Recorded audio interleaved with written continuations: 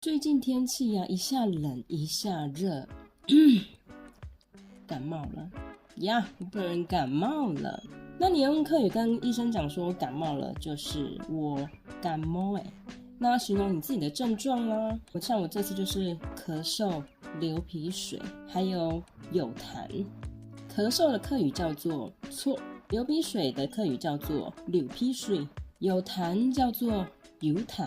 所以去看医生的时候呢，就跟医生讲说，医生，我感冒我会错、流鼻水、有痰。